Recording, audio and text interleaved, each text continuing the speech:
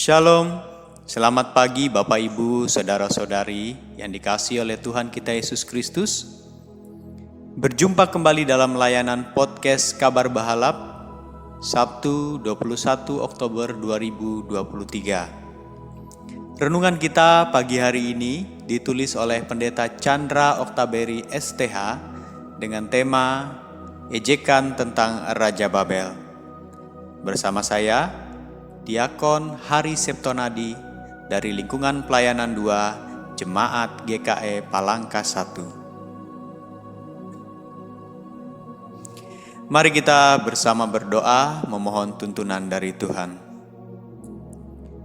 Allah Bapa terkasih yang kami kenal dalam Yesus Kristus, kami mengucap syukur atas penyertaan Tuhan dalam hidup kami. Nafas kehidupan masih Tuhan taruhkan atas kami.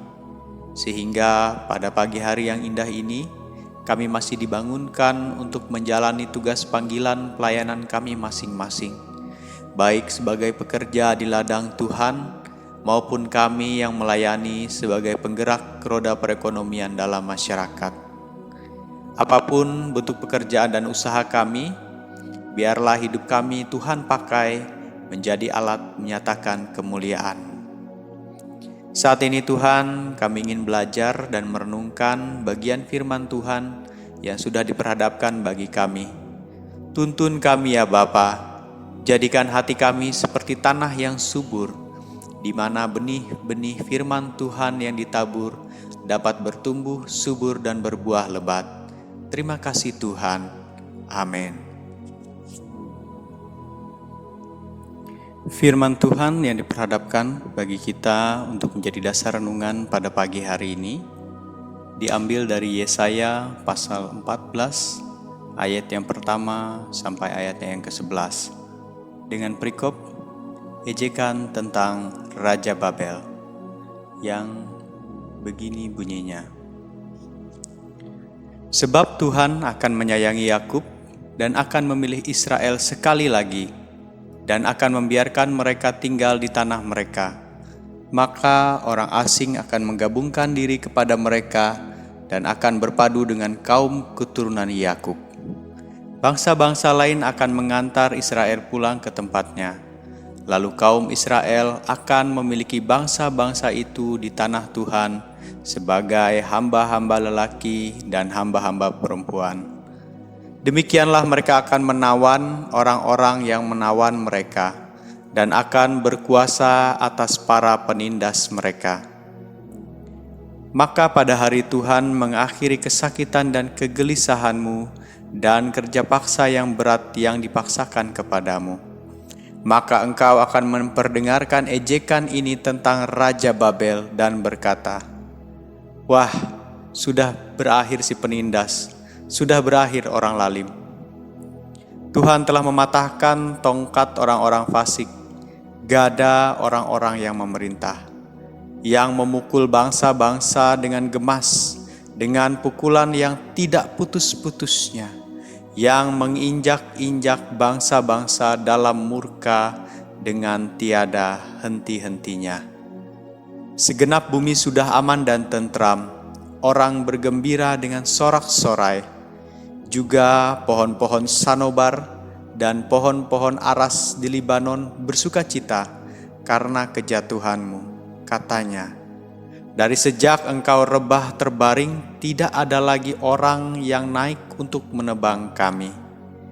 Dunia orang mati yang di bawah gemetar untuk menyongsong kedatanganmu. Dijagakannya arwah-arwah bagimu, yaitu semua bekas pemimpin di bumi.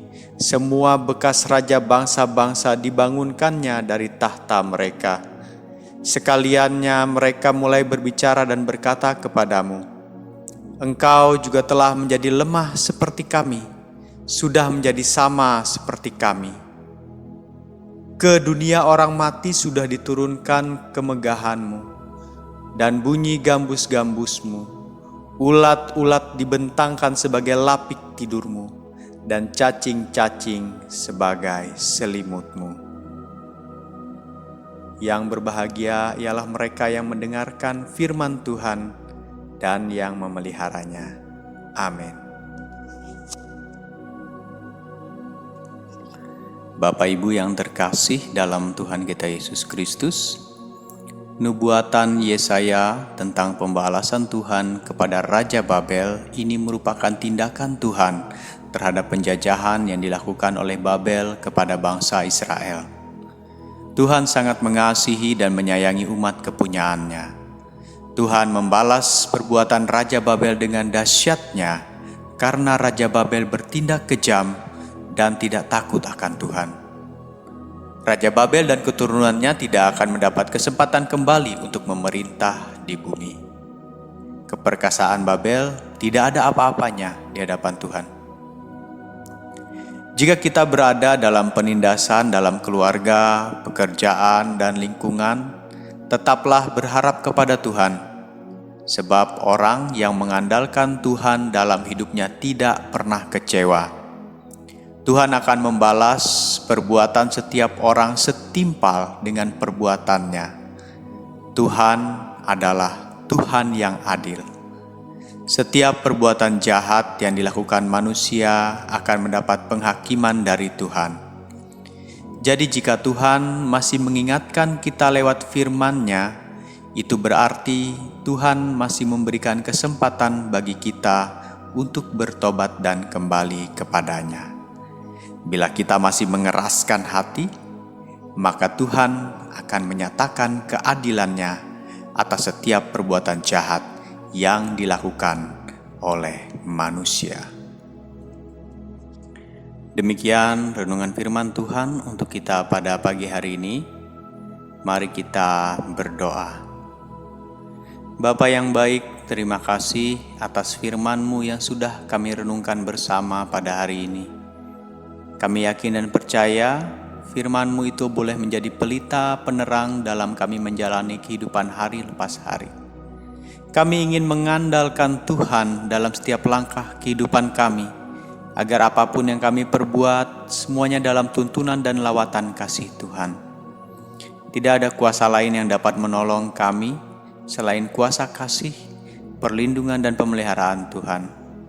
Terima kasih Bapa, kami mau taruhkan kehidupan kami, setiap rencana, harapan dan cita-cita kami hanya di dalam tangan-Mu yang penuh kuasa. Biarlah semuanya boleh jadi hanya sesuai dengan kehendak Tuhan. Kami percaya rencana dan rancangan Tuhan adalah yang terbaik dan terindah dalam kehidupan kami. Ajar kami untuk selalu bersyukur, ajar kami untuk memiliki hati yang lembut, yang mau mendengarkan teguran Tuhan. Terima kasih Tuhan. Hanya dalam nama anak-Mu Yesus Kristus, Juru Selamat kami berdoa dan mengucap syukur.